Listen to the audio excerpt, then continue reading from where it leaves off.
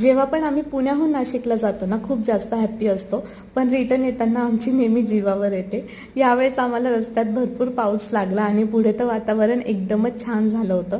यांना गाडी चालवायला बोर होऊ नये ना, म्हणून मी यांच्यासोबत कंटिन्यू गप्पा करत असते. आम्ही मस्त मजाक मस्ती करत आमची पूर्ण जर्नी एन्जॉय केली. आल्यानंतर आईंनी जे सगळं सामान दिलं होतं ना, ते वरती घेऊन जाणं म्हणजे आमच्यासाठी खूप मोठा टास्क होता. कसंबसं सगळं सामान घरात नेलं. नेक्स्ट डे लगेचच बॅग अनपॅक करू म्हटलं, तर अनय माझी हेल्प करायला आला. मग थोडा वेळ त्याच्यासोबत मस्ती केली आणि त्यानंतर लगेचच बॅग आवरायला घेतल्या.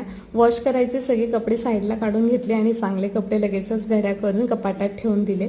सगळं स्वच्छ आवरून झालं. त्यानंतर ना घरून येताना आम्ही कैऱ्या घेऊन आलो होतो, ज्या आम्हाला इथे आल्यावर पिकत घालायच्या होत्या. मग मी आणि अनयने मस्त एक बॉक्स शोधला, खाली पेपर टाकला, वरून सगळ्या कैऱ्या ठेवल्या आणि त्यांना परत पेपरने मस्त कव्हर करून दिलं आणि मस्त बॉक्स पण पॅक करून ठेवून दिला. अनयची तर इथे पण मस्ती सुरू होती, जी की कधी